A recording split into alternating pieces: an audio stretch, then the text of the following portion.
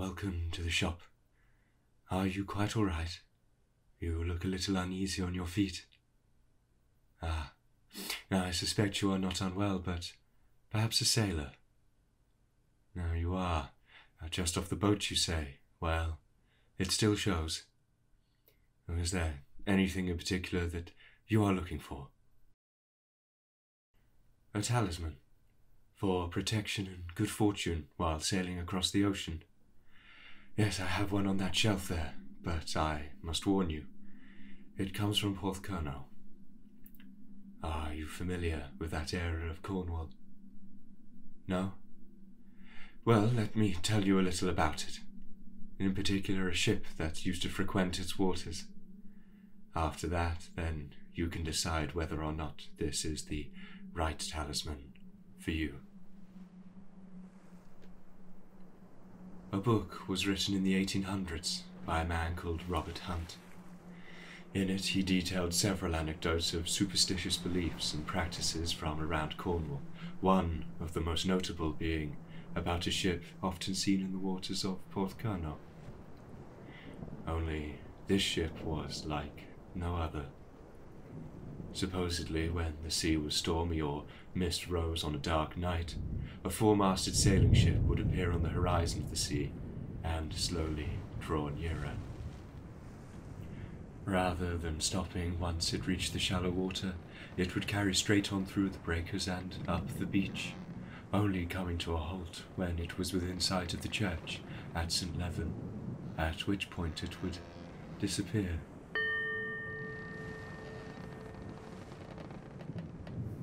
More disturbingly, no crew was ever spotted upon the ship. The deck was always empty and the hatches on the side were shut tight, so if they were below deck, it's clear they wanted to remain hidden. Although most sensible people didn't dare look too closely anyway, many claiming that any who caught a glimpse of the impossible ship would suffer great misfortunes. Now, this is all very strange, but why was this ship travelling through Porthcurno?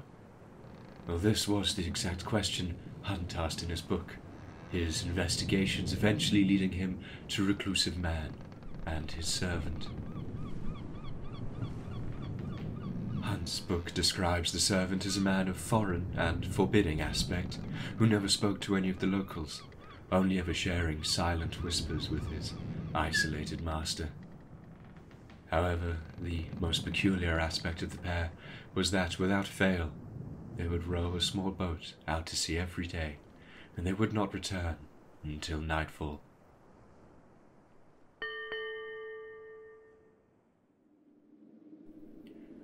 While on solid land, their activities were no less mysterious, reportedly going hunting with a bodiless pack of dogs that were never seen, only ever heard. Of course, one day, the inevitable happened.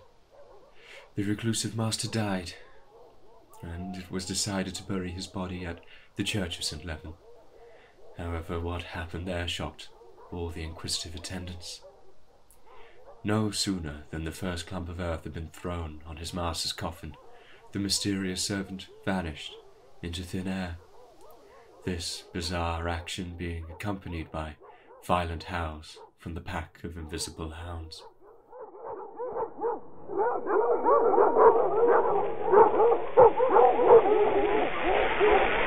After that, the ghost ship was no more. Whatever linked the strange pair in that ship was never discovered, and I don't think it would be wise to probe too deeply. Do you? Feel free to take the talisman. I'll give you a good discount. No? Well, I can't say I'm too surprised.